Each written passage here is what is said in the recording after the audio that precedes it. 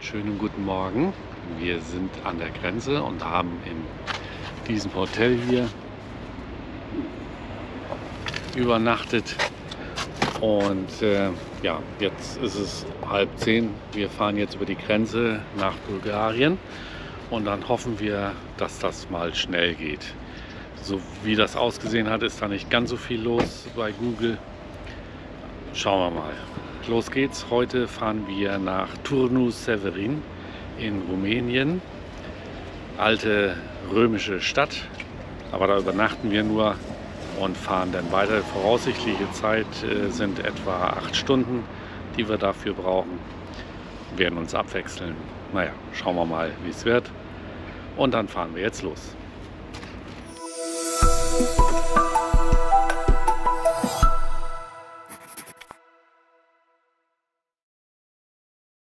Ach ja, eine Besonderheit gibt es noch. Wir sind gespannt, ob wir durch die Grenze kommen, ohne Strafe zu bezahlen. Ja. Mich hat es nämlich gestern erwischt. Wir sind schön geblitzt worden. Schauen wir mal, ob wir da... Das ist eine der spannendsten Fragen heute. Ja. Schauen wir.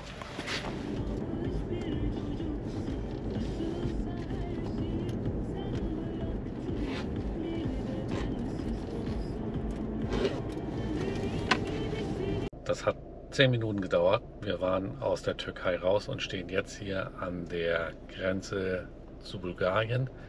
Da sind vielleicht 10 Autos vor uns. Das scheint schnell zu gehen. Aber wir sind da noch nicht so klar. Auf jeden Fall sind sie da vorne ordentlich am Filzen, Autos ausräumen. Aber das ist dann an der Seite, das ist kein Problem. Ja, und da wir jetzt in halbwegs Bulgarien sind und aus der Türkei raus, bedeutet dies keine Strafe. Ja. Also nächstes Jahr. Das Blitzerfoto ist noch nicht durch. Vielleicht kommt es dann nächstes Jahr. Dann fahren wir mit einem anderen Auto. So, wir haben es geschafft. 30 Minuten vom Hotel bis hier nach Bulgarien. Jetzt fahren wir bis hier durch Bulgarien durch. Mehr oder weniger eigentlich den ganzen Tag. Und ja, gucken wir mal, wie es wird. So, wir haben hier mitten in Bulgarien auf dem Weg nach Rumänien eine kleine Pause eingelegt. Wir gehen ein bisschen mit Atesh spazieren. Und ja, bisher lief die Fahrt ganz gut. Ich glaube, Sharife meint, ich muss mal eben kurz wegfahren. Ja. Das ist nicht unser Auto. Gehen wir ein bisschen hier in der Walachei spazieren. Ach nee, Walachei war woanders. Wir sind in Bulgarien. Nee, ehrlich gesagt weiß ich irgendwie zwischen Sofia und irgendwo. Auch Montana habe ich vorhin gelesen. Montana. Bergdorf in Amerika oder was? Keine Ahnung. In Bulgarien meine ich. Wir werden. Das ist schön windig, vor allen Dingen schöner kühler Wind und mal was anderes. Und hier überall Hagabuta. Ja. Gut, geben wir gerade mal die Möglichkeit, um Atesh zu kämmen. Der hat es nämlich gerade ins Gras gelegt. Und hat sich geübt, was da runterkommt hier. Das sieht aus, als würde hier ein Schaf geschoren. Irgendwo in Bulgarien. Schöne Landschaft, also Wälder mitten durch den Wald. Uiuiui. Wo sollte dann gehen? Nichts gesehen.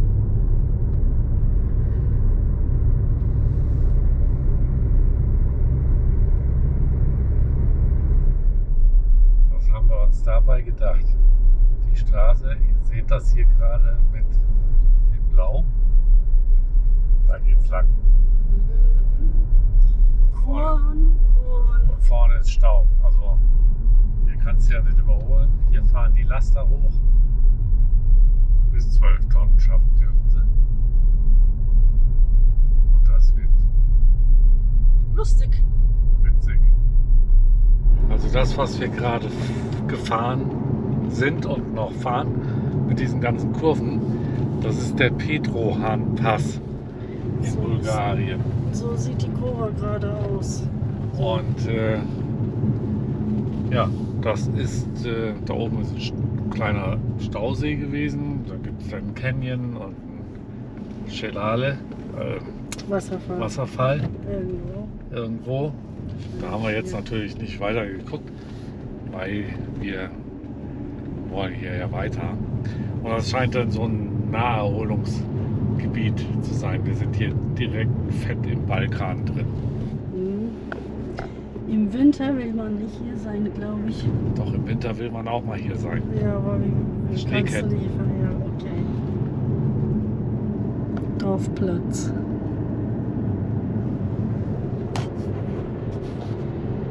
Studeno Buche heißt dieses Ort. Da haben wir die Donau. Wir haben die Donau erreicht. Und auf der anderen Seite, jetzt leider nicht mehr zu sehen, ist Rumänien. Wir sind auf dem Weg nach Vidin immer noch. Es ist eine recht interessante Tour. Ist ja ein Ausflug. Und wie war das nochmal? Was machen wir dann, wenn wir angekommen sind? Travel and Work. Genau. Wenn wir in Deutschland angekommen sind, machen wir Travel and Work. Yes. Hier ist die Donau. Und da ist die Donau. Das hat jetzt eins mit dem anderen überhaupt nichts zu tun, Nein. aber ist egal.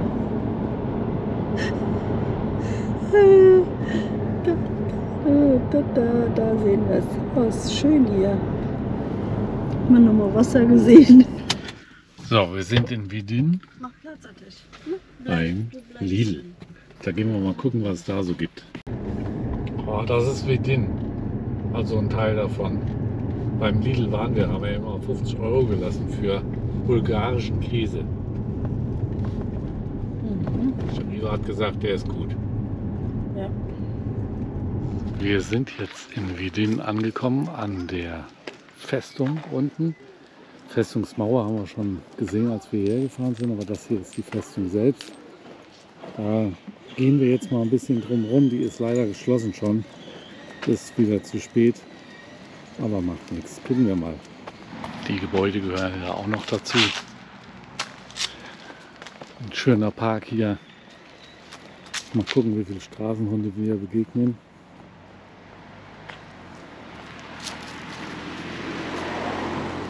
Hier ist die Festung nochmal zu sehen. Liegt direkt an der Donau. Wir gucken mal, ob wir da hochkommen. Denke mal schon.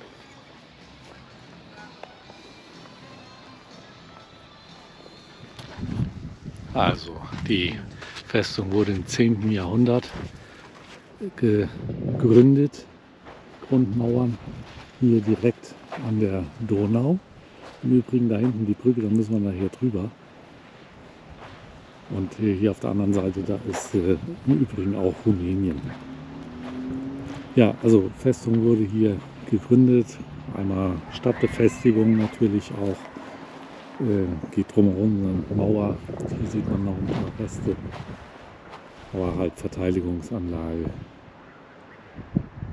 Ja, kommen leider nicht rein. Ist halt mittlerweile geschlossen im Moment. Also 18 Uhr war dicht, wir sind zu spät, wie immer. Ist denn der Strand der Donau? Ist ein bisschen größer schon hier.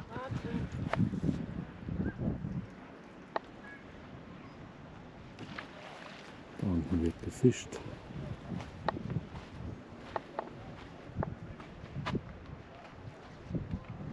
Das ist schon schade, dass wir da nicht noch mal reingehen konnten. Aber die Außenanlage ist auch schon imposant genug. Ist heute ein Museum drin. In dem hätten wir wahrscheinlich sowieso nicht reingehen können, wieder mit Ateş. Ist leider öfters so. Ist immer so.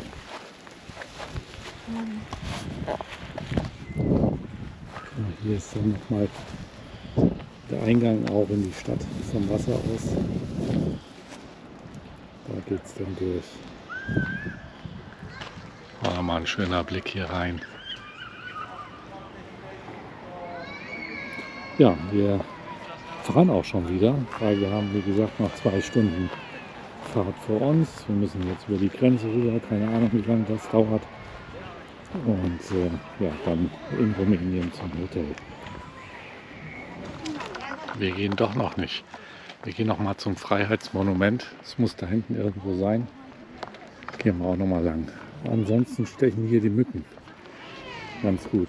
Donau ist halt in der Nähe. So, hier haben wir das Freiheitsmonument in Vidin. Oh, hat sowas Sozialistisches, oder? Wir sind ja hier an einem ehemaligen Sowjetstaat, sind wir das? Weiß ich gar nicht. Bulgarien war schon immer Bulgarien, ja? Bulgarien war schon Hat immer nichts mit- Bulgarien, war aber mit Sowjetunion. Ja. Also kommunistisch. Kommunistisch waren sie, so sieht es hier auch aus. Aber ich glaube, Bulgarien war ein eigenständiges Land schon immer, oder? Nicht, gehörte nicht mit zur UdSSR. Nee, sonst müsstet ihr ja da immer gewesen sein. Genau. Ja, so sieht es von vorne aus. Müllmäßig als so ein Freiheitsmonument hier nicht ganz so doll. Naja, haben wir jetzt auch gesehen. Jetzt geht's zurück, aber wirklich. Zuerst habe ich gedacht, es ist eine Kirche, aber ich habe jetzt an den Seitenwänden gesehen, da ist der Davidstern drauf. Es ist also wahrscheinlich eine Synagoge. Aber eine schöne. So wie ich gelesen habe, haben die hier auch eine, die ziemlich kaputt ist. Aber gut. Aber jetzt kommen wir gleich an die Grenze zwischen Bulgarien und Rumänien. Die liegt mitten in der Donau. Wir fahren jetzt zu dieser Brücke. Und ich glaube, hier geht so langsam die Grenze los.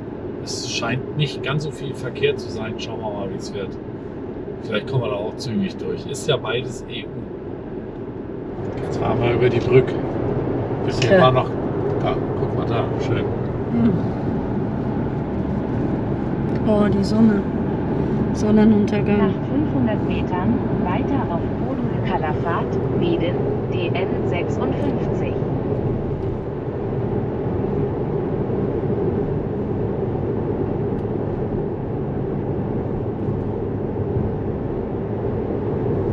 Schön. Hier ist eigentlich die Mitte. Hier sind wir jetzt in Rumänien. Ja. Aber wo ist denn die Grenzstation? Den Oder gibt's hier Straßenverlauf von E79 noch Gibt's 40 vielleicht Kilometer keine? folgen. Hm? Frag mich dann, warum die Laster da alle gewartet haben. Das war eine riesige Schlange mit Lastern. Bestimmt 2-3 Kilometer lang. So, auch hier sind wir durch die Passkontrolle. Aber ich weiß nicht, sind wir komplett durch? Naja, auf jeden Fall haben wir nochmal 6 Euro bezahlt für Brückengebühr Halbe Stunde. und halbe Stunde gestanden. Ging also. Wobei die letzten 10 Minuten. Die letzten 10 Minuten lag an unserem Vordermann. Der hatte ein Saisonkennzeichen und mit Saisonkennzeichen kannten sie sich hier nicht aus. Den haben sie jetzt immer noch da behalten. Sie haben auch unsere Scheine verglichen. Das kann ja nicht sein und überhaupt diskutiert. Naja, egal. Wir sind durch, er noch nicht. Hallo und herzlich willkommen und schönen guten Morgen aus Drobeta Turnu Severin.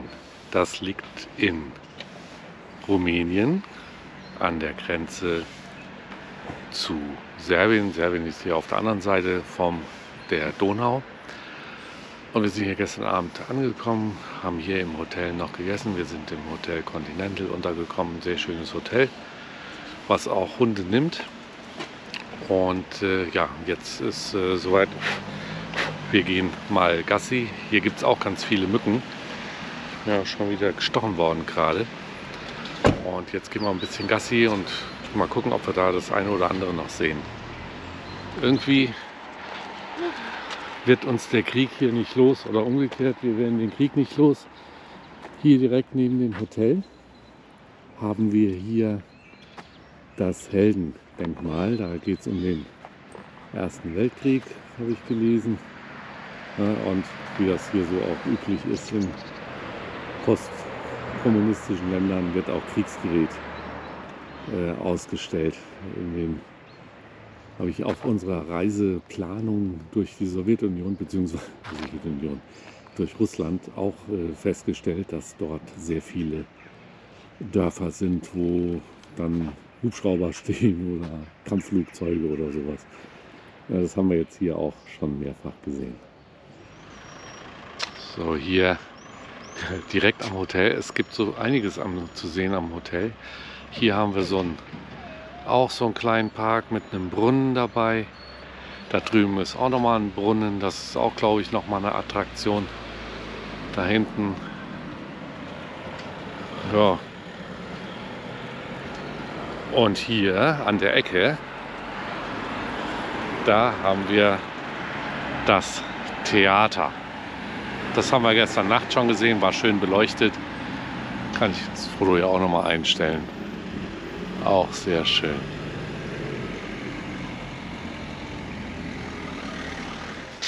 Oh, hier ist die Festungsanlage von Turnus Severin. Eine der ältesten Teile hier in der Stadt. Wir werden mal gucken, ob wir da runterkommen.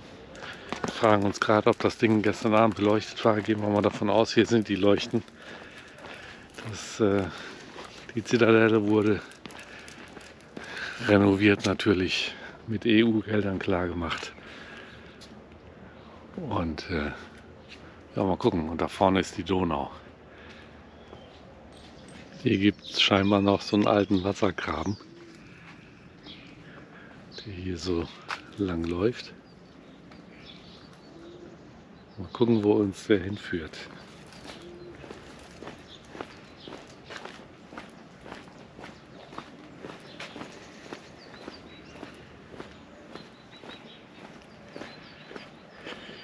In ein größeres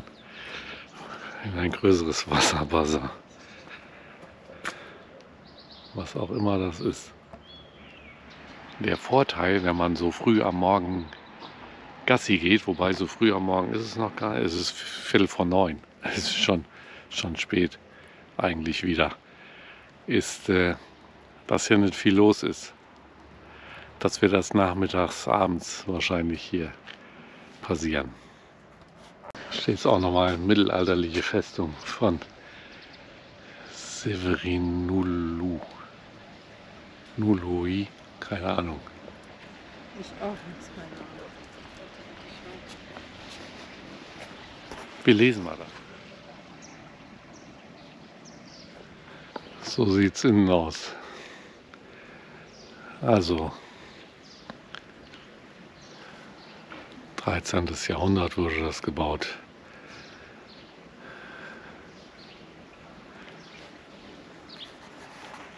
Auch geschlossen das Ganze. Hier kann man Wasser holen.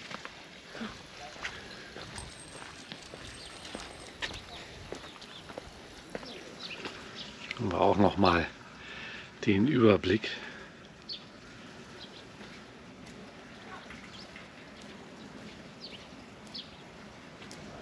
Hier Kaiser Trajan ließ hier eine Brücke bauen. Da gibt es hier wohl noch einen Pfeiler, der übrig geblieben ist. Der ist, keine Ahnung, wo der ist. Aber wir sehen nachher noch mal ein Brückenstück, was man rekonstruiert hat.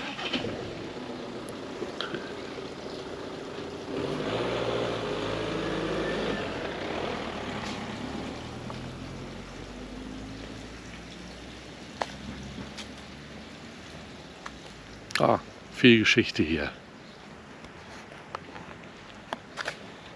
So, hier sehen wir das auch noch mal, wo wir uns gerade so befinden.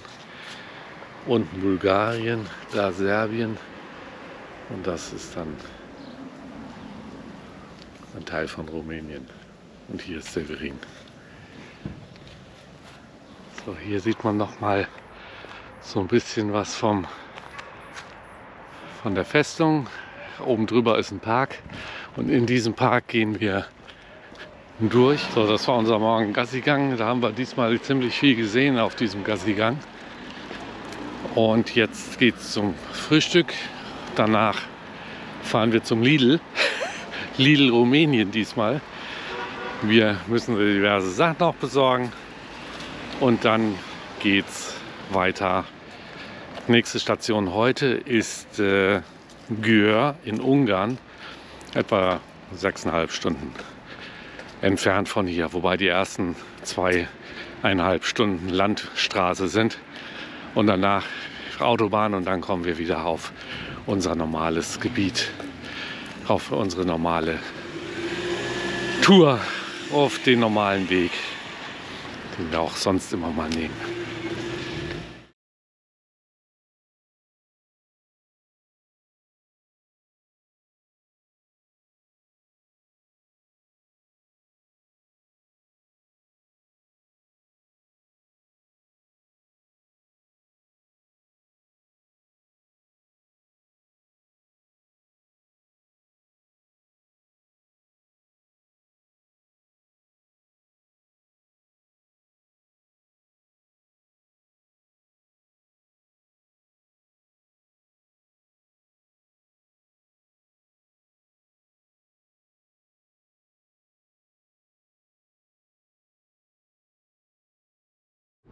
So, nachdem wir jetzt für unser Bier- und Käse-Tasting auch Nach 300 in Metern nimm im Kreisverkehr Rumänien die erste eingekauft Ausfahrt. haben, verlassen wir diese Stadt und fahren jetzt nach Ungarn. Das dauert ein paar Stunden. Auf jeden Fall, diese Stadt ist sehr schön, bleibt uns eigentlich ganz gut in Erinnerung, auch wenn wir nicht großartig was gesehen haben, auch so ein paar Sachen haben wir gesehen. Das war gut. Vielleicht kommen wir mal wieder. Aber nur vielleicht. So, hier sehen wir ein riesiges Kraftwerk. Man nennt es auch, das heißt das Eiserne Tor 2 oder 1, keine Ahnung, auf jeden Fall das Eiserne Tor. Ein riesen Kraftwerk.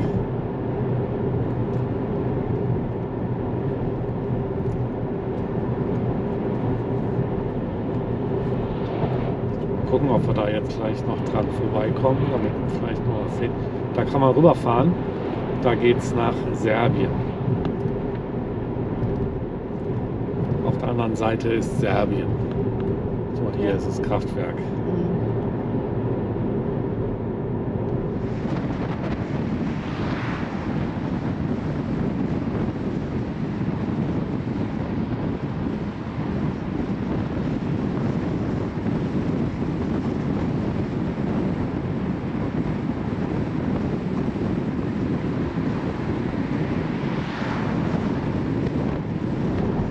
Einfach toll. Das ist hier kein See, sondern das ist die Donau.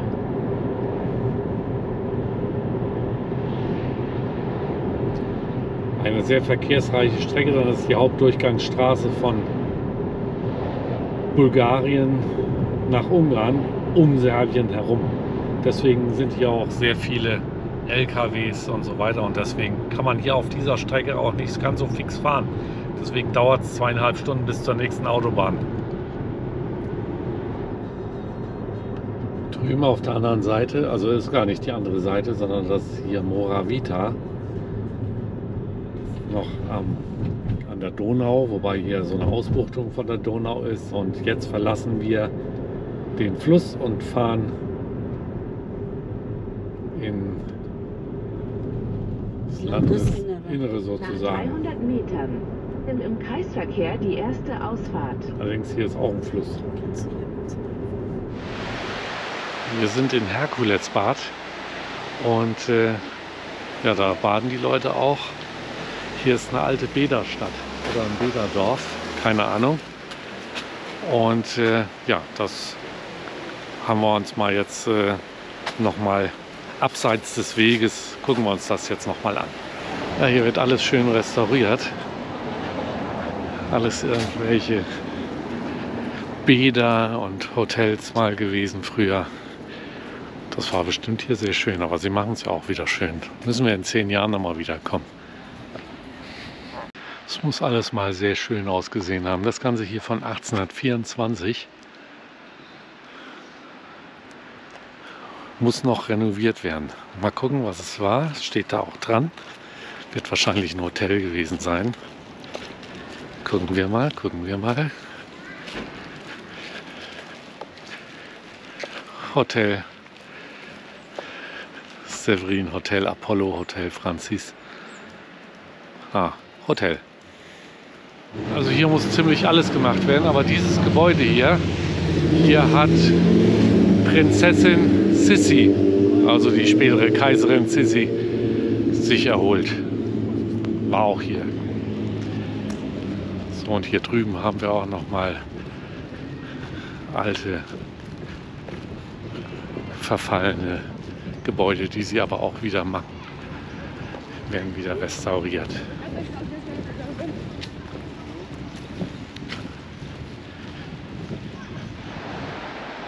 Welch ein tolles Gebäude. Die Brücke ist leider nicht zu benutzen. Die fällt auch eher zusammen. Aber das da drüben sieht einmalig aus. Ist ein römisches Bad. Guckt euch das an. Ist es nicht schön? Herrlich. Und wenn es dann irgendwann mal alles wieder renoviert ist, ist das hier ein super toller Ort. Auch hier drüben auf der anderen Seite, gut, alles noch kaputt, aber da vorne gibt es ein paar Gebäude, die sind schon wieder heile. Gehen wir gleich nochmal gucken. Aber ja, so, wie es aussieht, wenn sowas dann fertig renoviert ist, sieht man hier. Sehr schön. So, nachdem wir Fahrradwechsel gemacht haben, andersrum, nachdem wir die Autobahn erreicht haben, nach den ganzen Landstraßenfahren, knappe 250 Kilometer, glaube ich, Landstraße, sind wir jetzt auf der Autobahn und haben dann auch Fahrradwechsel gemacht.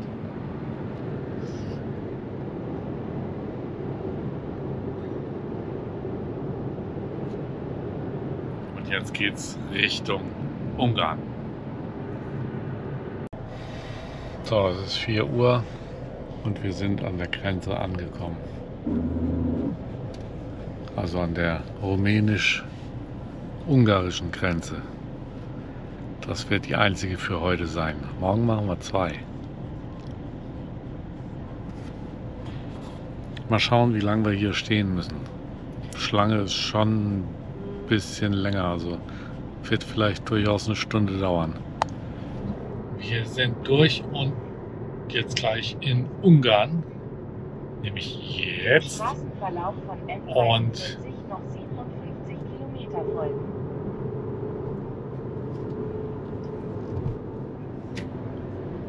was war das denn? Was? Naja, egal. Auf jeden Fall sind wir durch. Es hat jetzt eine halbe Stunde gedauert, also geht gut. Wir sind jetzt auf dem direkten Weg nach Budapest, also zumindest die Richtung, und wieder auf der Hauptstrecke.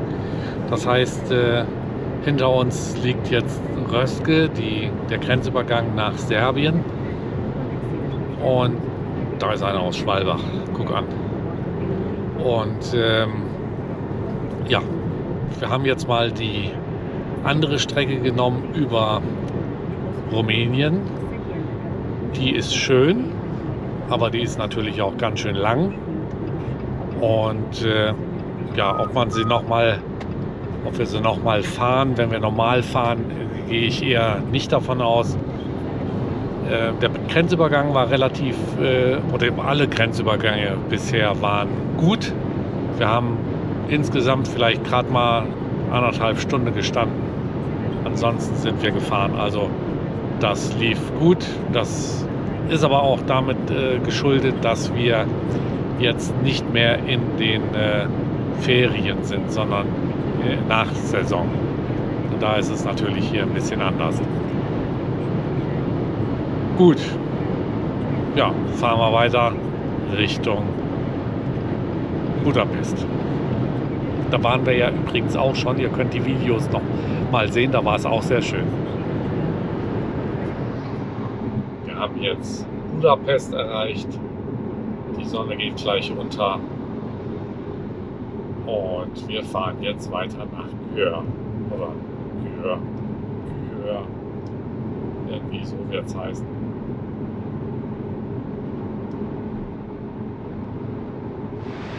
Einen schönen guten Morgen hier aus Arabona in Transdanubien, wo wir also jetzt genau sind. Arabona ist der Name von Győr auf Römisch. Also die Römer waren schon hier, haben das ganze Ding gegründet. Dann hieß es Arabona.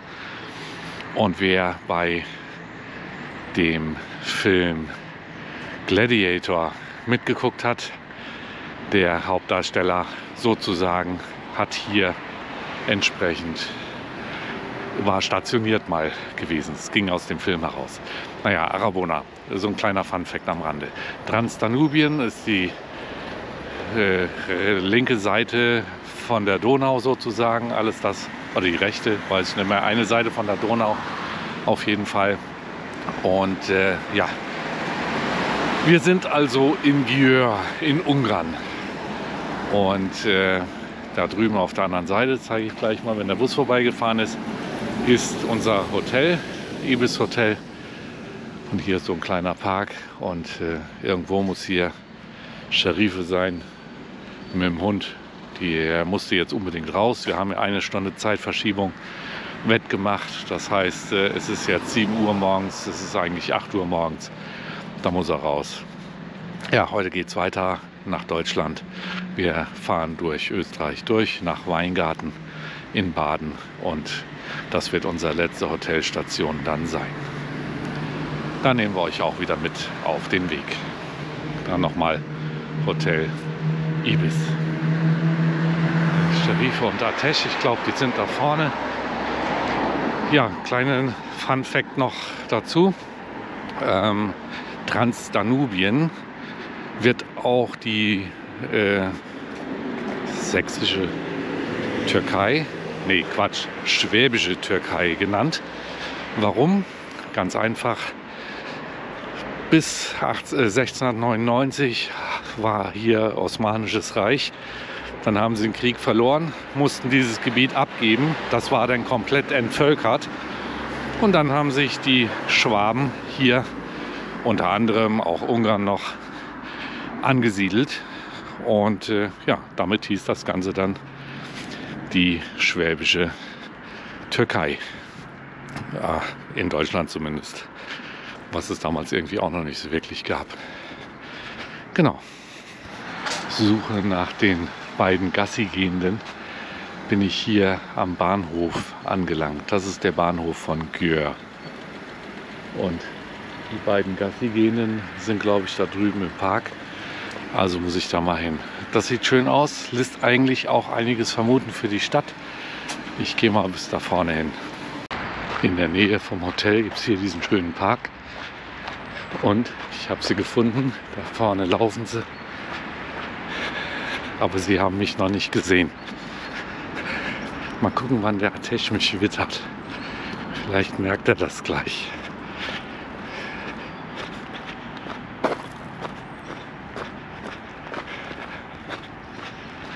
Und gucken, wer mich zuerst wittert.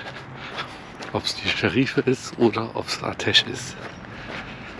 Mal gucken, wer gewinnt. Was denkt ihr? Einfach mal in die Kommentare schreiben, wer gewinnt jetzt.